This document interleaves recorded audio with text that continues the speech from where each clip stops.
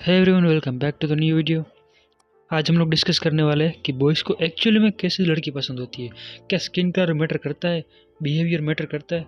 आज हम लोग इसी के बारे में पूरा डिस्कस करने वाले हैं। तो क्या स्किन कलर मैटर करता है, आपका बिहेवियर मैटर करता है, पर्सनैलिटी मैटर करती है, क्या मैटर करता है आपके अंदर। ऐसी क्या चीज़ें बॉयज़ दूसरों से अट्रैक्ट होते हैं लेकिन आपसे अट्रैक्ट नहीं होते। स्किन कलर के ऊपर आते हैं पहले, तो इसका जवाब हाँ भी है और ना भी है। स्किन कलर इसलिए बॉयज देखते हैं कि हाँ ये बंदी परफेक्ट है, एकदम वही अपने आप को संभाल कर रखती है, ना कि ये कि स्किन कलर सब कुछ है। हो सकता है कि ये स्किन कलर जिसका अच्छा हो उससे पर्सनैलिटी 10x अच्छी हो एक बंदे की जो स्किन कलर उसका अच्छा नहीं है। ये भी हो सकता है। तो ज़्यादातर बॉयज इससे अट्रैक्ट होंगे, ना कि इससे। फर्स्ट लुक में आपका स्किन कलर मैटर करेगा, लेकिन over the time of period personality matter करेगी कि बिहेवियर कैसा है बंदी का। पता चला इस बंदे का बिहेवियर इतना अच्छा है नहीं कि जैसे उस बंदे के दिमाग में जो पर्सनालिटी मैच रहेगी उस बंदे की उस पर्सनालिटी को मीट नहीं कर पाएगी वो बंदी, तो सोचेगा ये मैं क्या सोच रहा था इसको और क्या ये निकली, तो वो बंदा तुरंत छोड़ देगा उसको।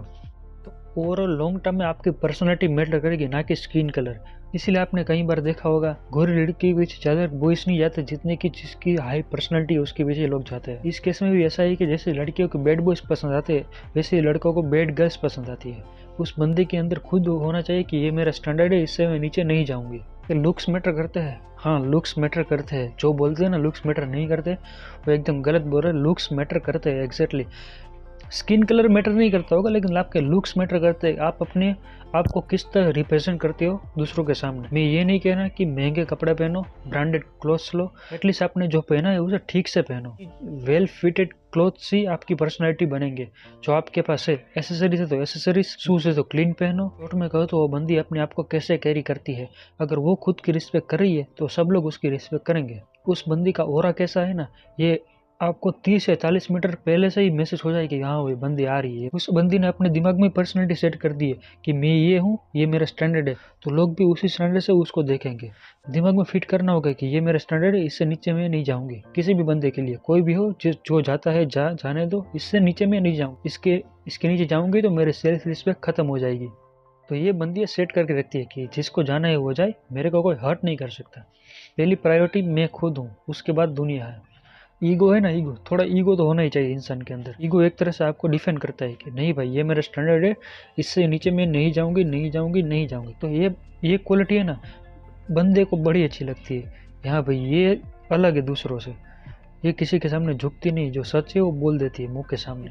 सभी लोग एक ही के पीछे जाते हैं, सभी बंदे एक ही के पीछे जाते हैं। क्यों ऐसा होता है? क्योंकि इस बंदी में ऐसी क्वालिटी है जो ये बॉयज़ को पसंद आती है। एक बात है यू अट्रैक्ट यू, मतलब सिंपल भाषा में समझाओ तो आप अगर कॉलेज में है तो आप कॉलेज वाले बंदे को ही अट्रैक्ट करेंगे, अगर जॉब में है तो जॉब वाले बंदे को ही अट्रैक्ट करेंगे, अगर बिजनेस में है तो बिजनेस वाले बंदे को ही आप अट्रैक्ट करेंगे। सिंपल भाषा में कहूँ कि आपने एक बंदे को देखा और आपने दिमाग में सेट कर लिया कि ये मेरी लीग से बाहर है, तो क्यों बाहर है वो सोचो। क्या उसके लुक्स अच्छे हैं, क्या उसकी पर्सनैलिटी अच्छी है, तो आप भी मैच करो उससे।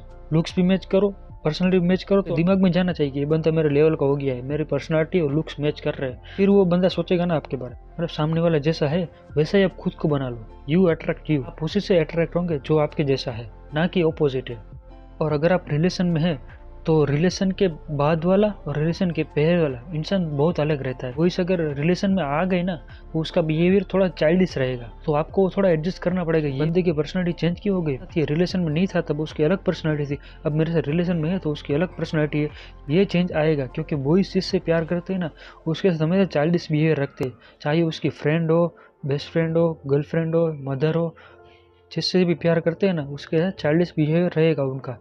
जिससे प्यार नहीं करते उसके साथ स्ट्रेट फॉरवर्ड रहेंगे, काम से काम। तो ये थोड़ा आपको एडजस्ट करना पड़ेगा, थोड़ा चाइल्डिश बिहेवियर बॉयज़ के अंदर आ जाता है। तो मैं अपनी एक पर्सनल स्टोरी सुनाऊँ तो जब मैं गेम खेलता था उसमें मेरे को एक बंदी मिली थी, बरोबर। तो धीरे धीरे गेम खेलते खेलते वो मेरी एक फ्रेंड बन गई अच्छी वाली। तो मेरे को बताते थे कि उसका बॉयफ्रेंड कैसा टॉक्सिक था, वो उसको ट्रीट नहीं करता था अच्छे से। और ओवर द टाइम तो वो भी बताती थी कि मेरे को 3-4 बार सुसाइड करने की वो, तो बेसिकली वो दिल्ली की थी, 19 साल की 20 साल की रहेगी वो। तो वो मेरे साथ शेयर करना चाहती है अपना उसके साथ क्या हुआ है ऐसा, कि मेरा बॉयफ्रेंड था, 3-4 बार ब्रेकअप हो गया मेरा, फिर से पैचअप हो जाता है बार बार ब्रेकअप में, उसके बिना रह नहीं सकती। 3-4 बार मैंने सुसाइड करने भी ट्राई किया लेकिन नहीं हुआ। तो मैं उसको दिलासा देता था, होता है कभी भी होता है, मैं उसको एज अ फ्रेंड ट्रीट कर रहा था, लेकिन वो मेरे साथ ही गेम खेलना चाहती थी कि मेरे साथ ही गेम खेलो, दिन रात तुम मेरे साथ ही बात करो, मेरे को थोड़ा दिलासा दो कि मेरे साथ क्यों हो रहा है मेरे साथ। मैंने बोला नॉर्मल है भाई, सबके साथ होता है, तुम ऐसा मत सोचो, तुम्हारे साथ ब्रेकअप हुआ है तो उस बंदे को छोड़ दो, तुम थोड़ा अपने आप को टाइम दो हील करने का, वो हो जाएगा, नॉर्मल हो जाएगा। हम तो रोज़ गेम खेलते थे तो उससे बातचीत होती रहती थी कि क्या कर रही हो, जॉब कैसे चल रही है, ऐसा कुछ नॉर्मल तरीके से। मेरे को सिर्फ इसको सिर्फ इसको मेंटल सपोर्ट तो दूँ एटलीस्ट, कुछ नहीं कर सकता, मैं इतनी दूर हूँ रहता हूँ, मैं इतनी दूर रहता हूँ, वो उधर रहती है, एटलीस्ट मेंटल सपोर्ट तो दूँ उसको।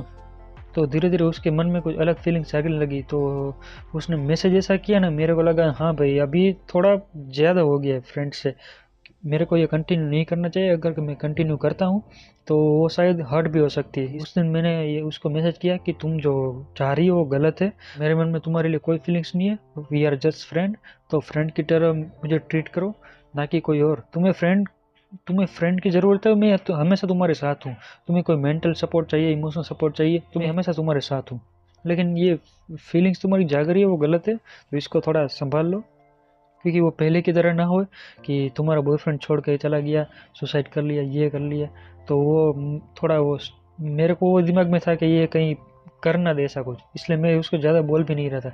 यहाँ पे फ्रेंड की तरह मैं तुम्हारे साथ हूँ हमेशा, कहीं भी तुमको ज़रूरत पड़े तो मैं हूँ तुम्हारे साथ। तो भाई बॉयज़ को भी पता चल जाता है कि हाँ भाई ये लड़की मेरे अंदर इंटरेस्टेड है, उसको तुम ये मत सोचो कि उसको पता ही नहीं, उसको बॉयज़ को भी पता होता है कौन मेरे अंदर इंटरेस्टेड है और कौन नहीं है।